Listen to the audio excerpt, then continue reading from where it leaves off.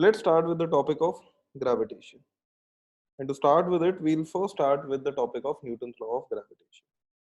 See, this is basically the most easiest section which you will encounter, and this chapter is exact same as electrostats. Not much difference would come in this chapter and electrostatics. That is why we prefer to take it with electrostats only. Firstly, to deal with gravitation, we'll have to understand the Newton's law of gravitation. It states that the force acting between two masses, over here Newton's law of gravitation states that the force acting between two masses is directly proportional to the product of their masses and inversely proportional to the square of distance between them. So what it states over here is, let's take two masses over here, m1 and m2, at a distance equal to r. So they'll be pulled towards each other with a gravitational force Fg on each side, where the value of gravitational force is directly proportional to the product of their masses and it is inversely proportional to the square of distance between. So as per this data, the gravitational force which comes out to be is proportional to the product of masses and it is inversely proportional to square of distance between them. If you further go for it, the gravitational force over here comes out to be G m1 m2 by r square. Just like over there we had k q1 q2 by r square.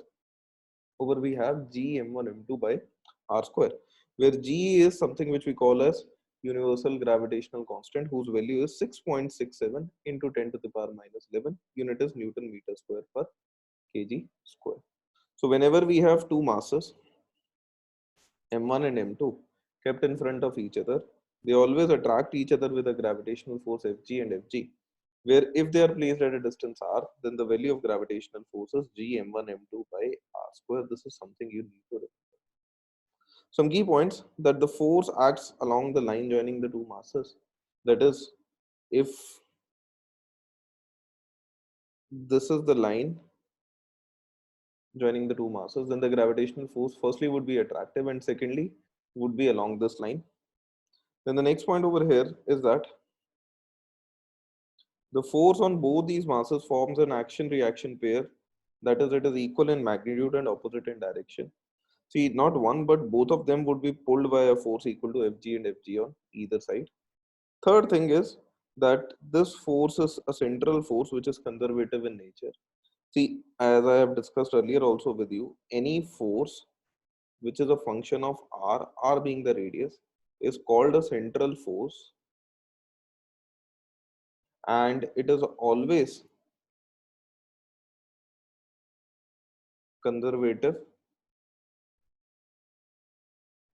in nature. So the force over here is central, which is conservative in nature. The third point over here is principle of superposition holds true. That is, the net force due to many masses is just the vector sum of force due to each mass. Now what he means over here is that let's take an x-axis and a y-axis and keep a mass m0 over here. Now what we need is force on m0. If there is a mass m1 over here, another mass m2 over here, let's say a third mass m3 over here, and let's say a last general mass mn over here. So force vector over here would be force due to 1 plus force due to 2 plus force due to 3 plus force due to 4 and so on up till force due to n.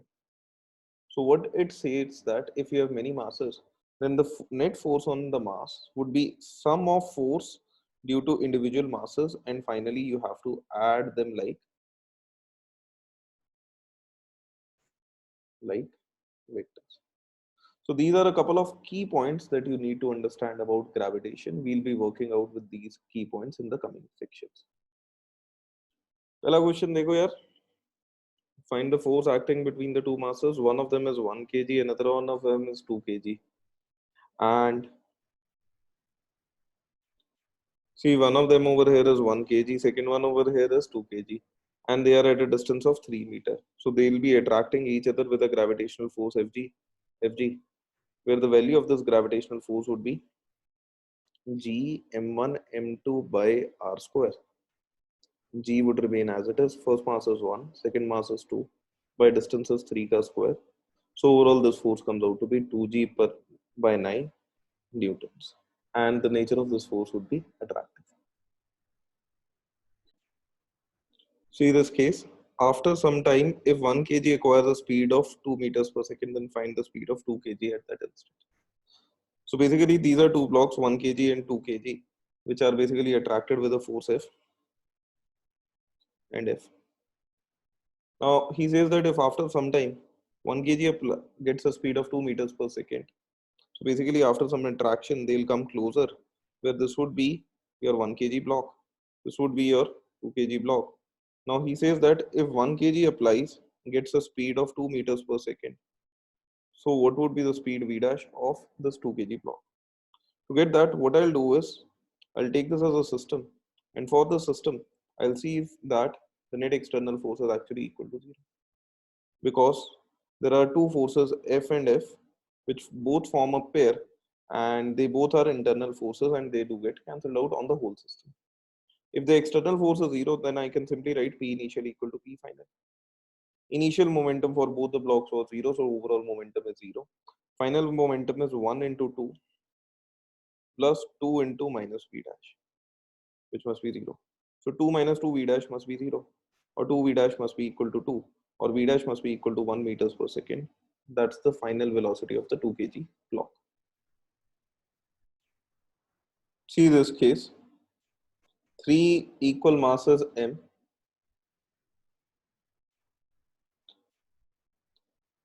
3 equal masses M are placed on 3 corners of an equilateral triangle of side A.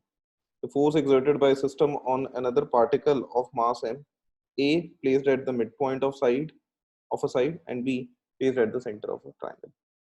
So basically, we have over here a triangle, kind of like this. That too, an equilateral one. And the corners of each triangle have a mass equal to M. In part A, I'll just copy this triangle for the future part B also. In part A, they have placed another mass M on the midpoint of a side. So you can place it over here, like this, where this distance would be A by 2. This distance would be A by 2. This would be A. This angle would be 90. And if you apply Pythagoras, this distance would come out to be root 3A by 2. Now, they have placed another mass M over here. If they do place another mass M, see, these two masses over here form a pair and attract by a force F. Similarly, if you see these two masses, they also form a pair and attract each other by a force of F. Since masses are equal as well as distance are equal, so F and F are equal and they get cancelled out. And the upper mass would attract it with a force equal to F dash. Where out of the three forces, net force over here would be just equal to F dash. Where F dash is the force between these two masses. Masses are M and distance is root 3A by 2. So the force is G into M by root 3A by 2 ka whole square, or 4gm square by 3a square. That would be the net force in part A. Similarly, let's see part B. In part B, they've taken the same triangle, but instead of keeping the new mass anywhere else, they kept it at the centroid, center of the triangle, where now each particle would be at a distance x. So each particle would apply a force equal to F, F, and F. So you'll have three forces of F and F and F at 120, 120, and 120 each. So if you add any two out of the three, if you make a pair of these two and add these two, then the net of these two would be equal to square root of F square plus F square plus 2F square cos 120. If you solve for it, this is 2F square plus 2F square Cos 120 can be written as minus half, which gets cancelled. So this is square root of 2f square minus f square, or square root of f square, which is just f. So basically this one and this one add up and lead to a resultant force at F, which is over here at 60 from one and 60 from the other. Job of these two is done. If you see this upper force and lower force, they are F and F, they get cancelled. So the resultant outcome of these three forces over here is 0. So in the part B, the net force is actually equal to 0. And in the part A, the net force is equal to 4gm square by 3a square. That's the answer. See this case. Four particles having mass m, 2m, 3m, and 4m are placed on four corners of a square of edge A. Find the gravitational force acting on a particle of mass m at the center. So basically, instead of a triangle, now they have taken a square, kind of like this.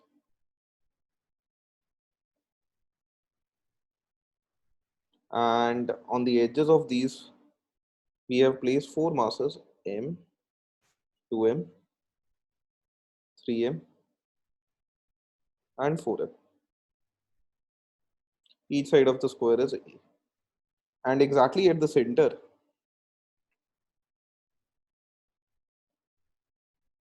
they have placed another mass of m where they need the force on this m. Now to get that force, you first need to know distances. See, for a square, this side is A, this side is A. So the complete side over here is root 2A, and the section of it would be A by root 2. Similarly, this section would be A by root 2. Similarly, over here, this section would be A by root 2. And this last section would also be A by. So these are the dimensions. Under these dimensions, let's just see what the force is. So basically, all four of them are at a distance of A by root. So understand this. Let's say I pick it with m first. Two m's are there at a distance of A by root 2. So the force between them would be g m by A by root 2 ka whole square. And you will be pulled with a force of F in this direction. Now if this is m, over here we have 2m at the same distance. So if m was in the first case pulled with F, in the second case it would be pulled with 2F. Similarly, in the third case, the mass over the third side is 3m, so it would be pulled with 3F. And in the fourth case, the mass is 4m, so it would be pulled with 4F. So these are the four forces. So we have four forces, one F and 3F, another 2F and 4F. If you see these two, 4F and 2F, they are exactly opposite to each other, so they'll be subtractive. And if they subtract each other, then the resultant in this direction would be 2F only. Similarly, if you see F and 3F, they are also in opposite direction, so they'll be subtractive to each other. And if you subtract them, the resultant over here would also be equal to 2F at an angle equal to 90 degree. So you'll have two forces 2F and 2F at 90 degree, where the net of these two would be simply equal to square root of 2F ka square plus 2F ka square plus 2 into 2F into 2F into cos 90, where the third section over here simply turns to 0. So this is square root of 4F square plus 4F square, or this is square root of 8F square, or this is 2 root 2F, or this is 2 root 2 times gm square upon a square into 2, or 4 root 2 times gm square by a square. That's the answer to this problem.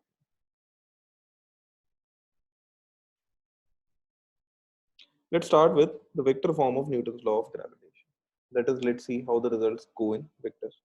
See, the upper format of gm1 m2 by r square only gives us magnitude, but over here we need direction also. And to get that, what we do is we simply take an x-axis and another y-axis, where we draw. I'll just make it a little straighter.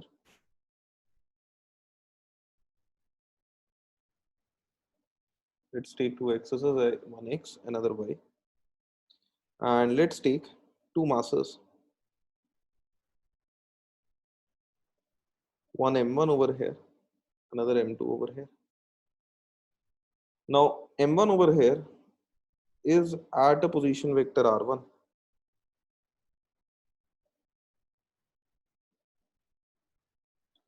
Similarly, m2 is at a position vector r2.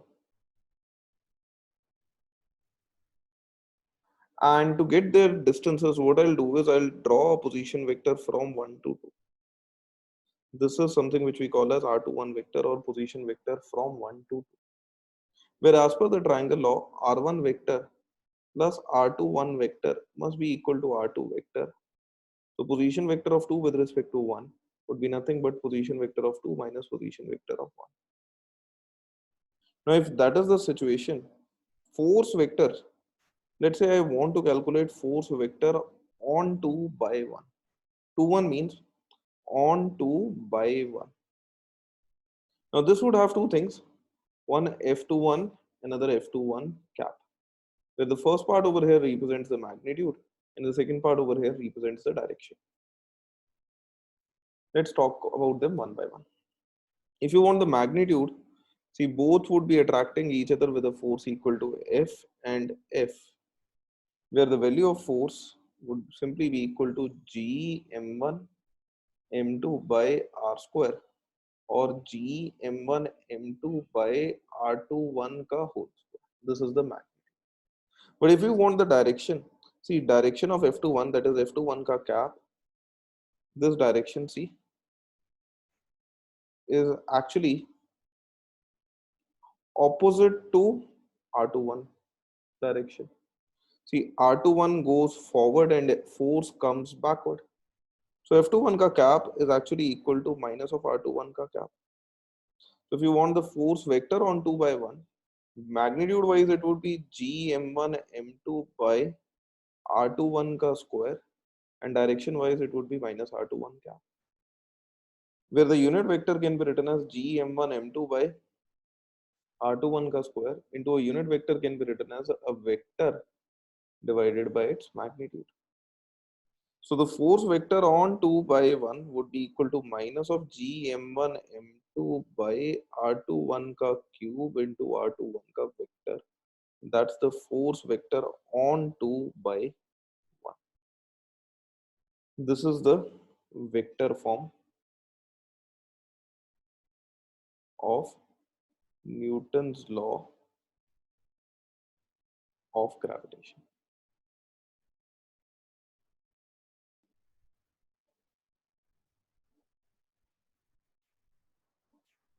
See this case, a 1 kg mass is kept at 2,3,4. A 1 kg mass is kept at 2,3,4, where a 3 kg mass is kept at 6,8, minus 9. Find the gravitational force vector on 3 kg due to 1 kg. So basically, you need on 3 kg due to 1 kg. So for you, M2 is 3 kg and M1 is 1 kg, where the position is 2,3,4 for M1 and 6,8, minus 9 for M2. So R2 vector would be equal to 6 I cap plus 8 j cap minus 9 k cap, and R1 vector would be equal to 2 I cap plus 3 j cap plus 4 k cap. If these are the position vectors, then position vector of 2 with respect to 1 can be written as R2 vector minus R1 vector. This can be written as 6 I cap plus 8 j cap minus 9 k cap minus 2 I cap plus 3 j cap plus 4 k cap. If you do subtract them, this comes out to be 6 minus 2 or 4 I cap plus 8 minus 3, that is 5 j cap, and minus 13 k cap. This is the position vector of 2 with respect to 1. If this is the position vector, the force vector can be written as force vector on 2 by 1 is minus of G m1 m2 by R21 ka cube into R21 ka vector. So to do that, I'll need the magnitude of R21. Magnitude of R21 would be square root of 4 square plus 5 square plus minus 13 ka whole square. This would come out to be 16 plus 25 plus 169 or this would come out to be 41 plus 169, or this would come out to be square root of 210. So force would be minus of G into M1 is 3, M2 is 1, by R21 का cube is 2010 into square root of 2010 into position vector would be 4 I cap plus 5 j cap minus 13 k cap. Or the force vector on 2 by 1 is minus 3g by 2010 into square root of 2010. If you want, you can cancel it by 70 times 4 I cap plus 5 j cap minus 13 k cap.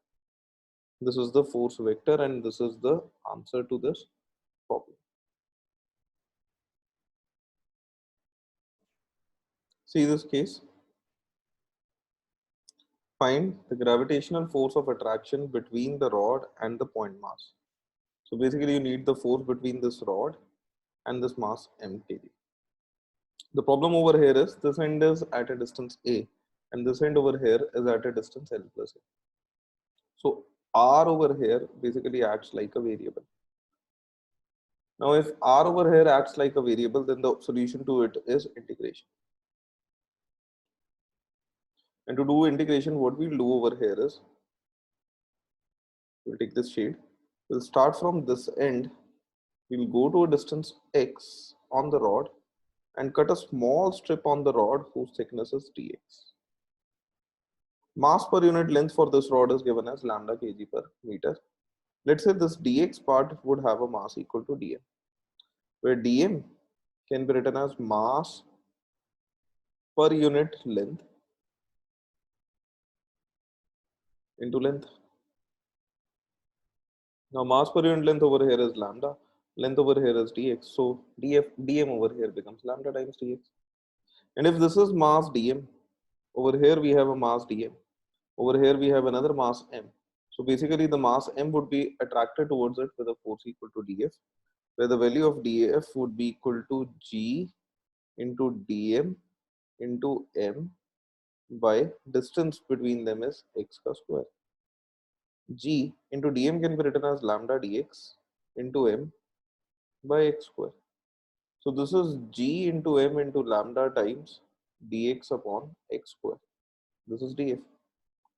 If this is df, then the full force F would be integration of df, or this would be g into m into lambda times integration of dx by x square, where you'll start from this point where x would be a, and you'll end at this point where x would be a plus f. So you'll start from a and end at a plus f. Now integration of dx by x square would come out to be g into m into lambda times. This integration would come out to be minus 1 by x starting from a ending up till a plus f. So if you write down the result, this would be g into m into lambda times minus 1 by a plus l plus 1 by a, or g into m into lambda times 1 by a minus 1 by a plus l. That is going to be the answer to this problem. Let's see the gravitational field. Just like electric field and electrostats, over here we can define a gravitational field also. Mathematically, it is defined at a point as force acting per unit mass, specially kept at that point. See, what we mean by gravitational field over here is that let's take a coordinate axis, let's take a y-axis and an x-axis.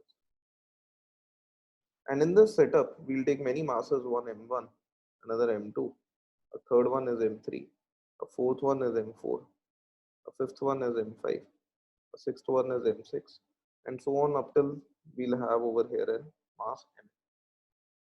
And at some point, we want to calculate the gravitational. So this gravitational field can be computed in these steps as indicated above. The first step over here is to compute the gravitational field. We follow the following steps. And amongst them, the first step is choose the point on which we want to calculate the gravitation, which we have already done. This is the point P. The second step over here is place a test mass at this point. Now, over here, we'll place a test mass M0. Now this test mass is a very small mass. It was not originally a part of system. We specially keep it over here to calculate the gravitation. See, it was not originally a part of system. We specially keep it over here to calculate the gravitational field. This is what I have already seen. That I have specially kept M naught. M naught was not there originally. But why should it be small? Is because of simply because of a fact that see M naught will attract other masses also.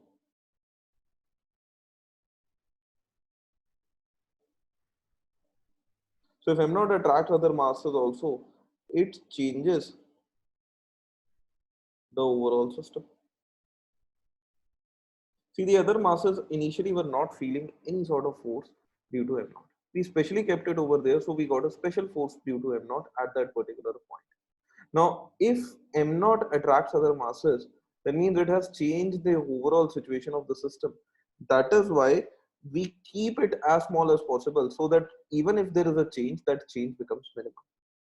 And if the change over there becomes minimum, the force on M naught would simply be equal to force due to 1 plus force due to 2 plus force due to 3 plus force due to 4 and so on up till force due to.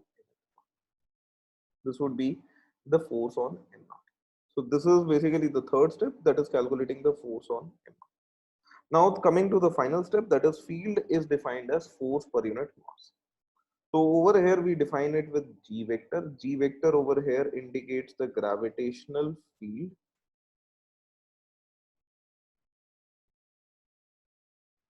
and that is nothing but force on M naught divided by M.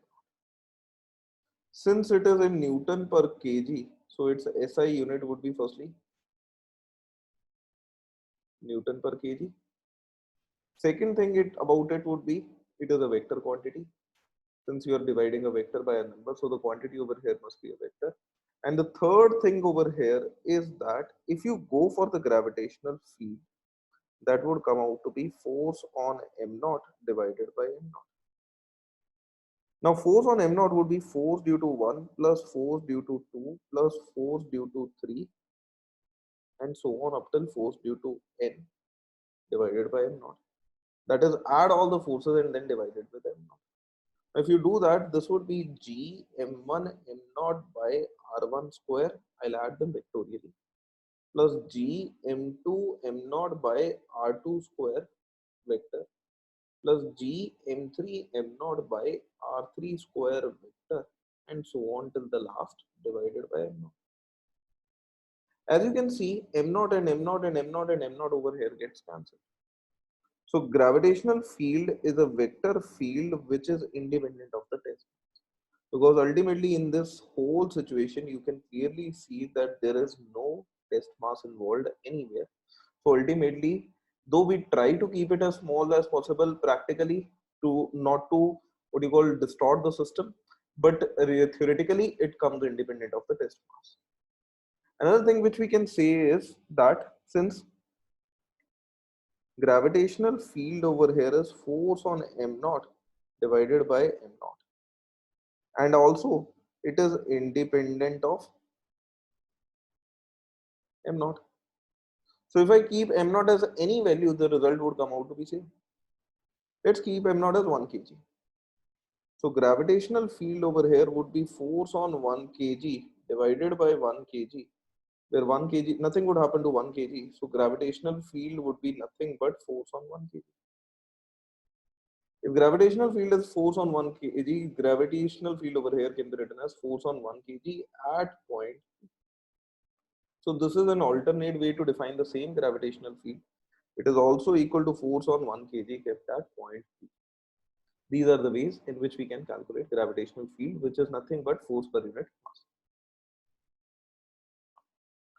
Let's see gravitational field due to system of various masses. अलग अलग cases में gravitational field की क्या value होती है check करते हैं. पहला case I want to pick over here is discrete point masses. बहुत सारे छोटे छोटे point masses के कारण gravitational field निकालते हैं. सबसे पहला केस होगा उसमें सिंगल पॉइंट मास.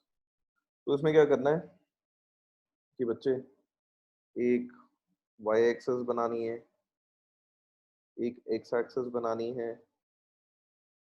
ओरिजिन पे मास रख देना है m नॉट, और उस m0 के कारण एक पॉइंट P पे निकालनी है gravitational field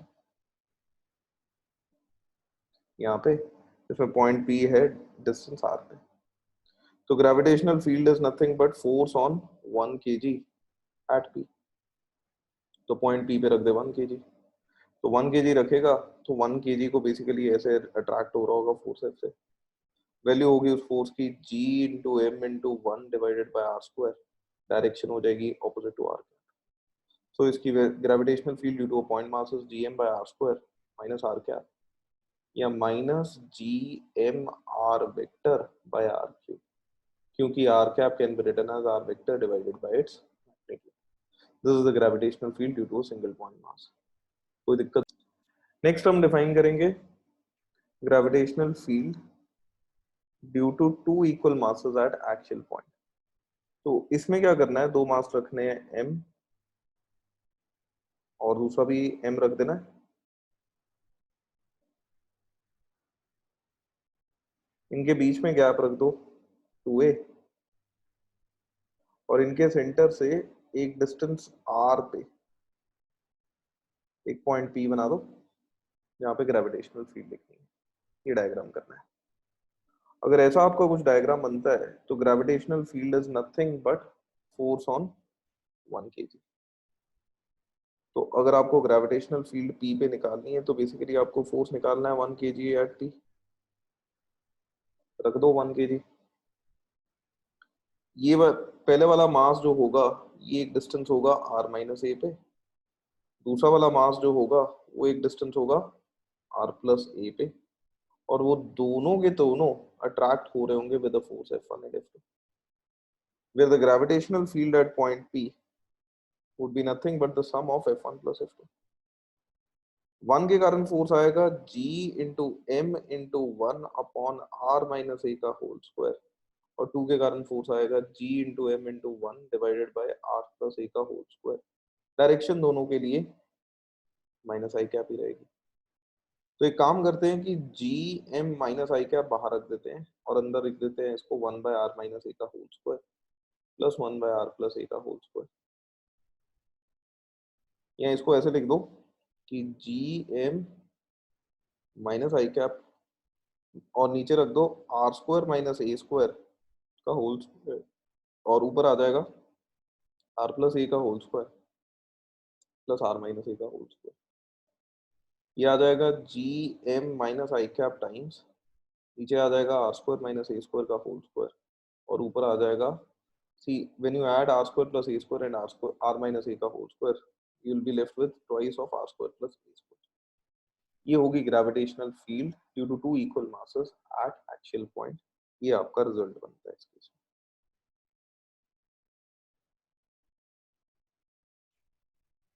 let's see this case. Over here we want to calculate the gravitational field due to two point masses on an equatorial point. So what we'll be doing over here is we'll be taking two equal masses m and m. We'll connect them via a line like this, and we'll work at an equatorial point on the bisector. Let's say the gap between them is 2a. So let's take this distance as a.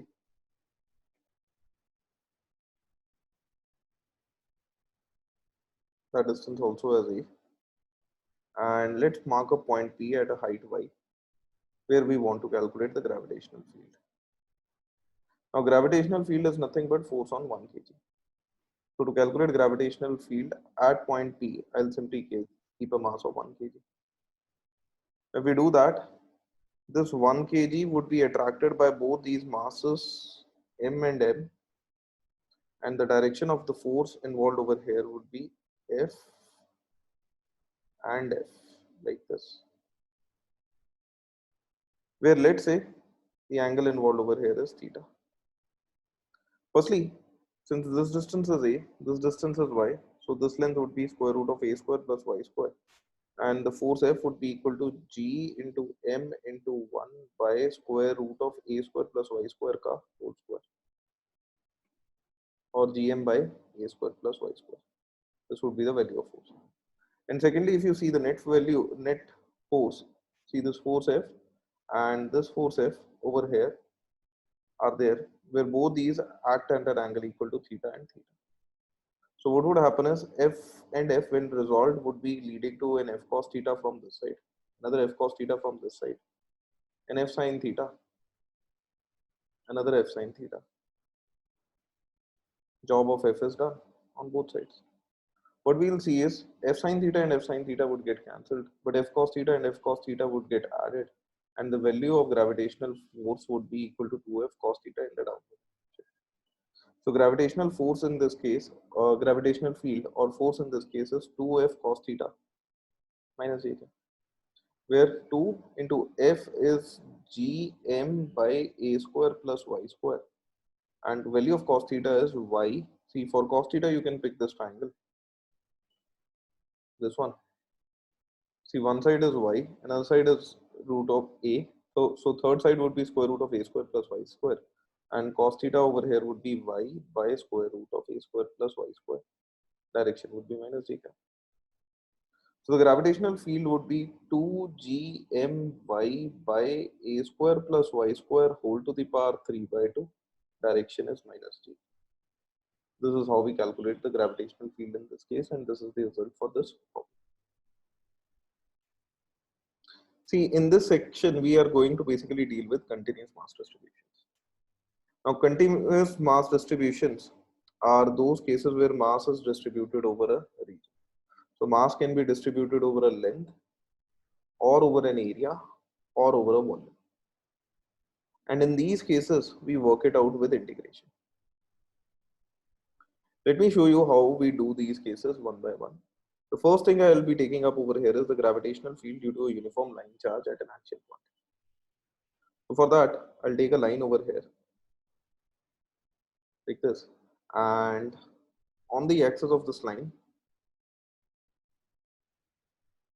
like this, I'll mark a point P at a distance, let's say A, where I wish to calculate the gravitational field. The length of this line over here would be equal to L, like this.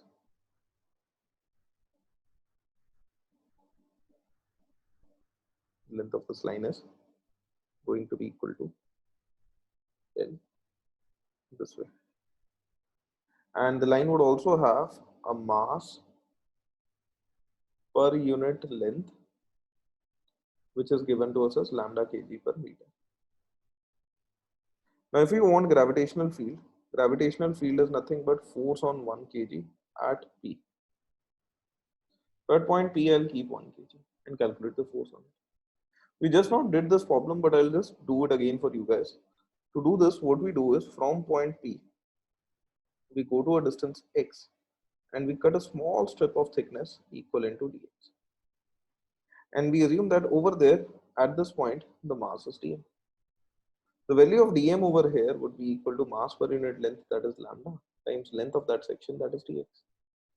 And if this is dm, this over here is dm, and over here we have a 1 kg, then this 1 kg would be attracted over here with a force equal to df, where the value of df would be g into dm into 1 divided by distance is x square, where this can be further written as g into dm can be written as lambda dx into 1 divided by x square.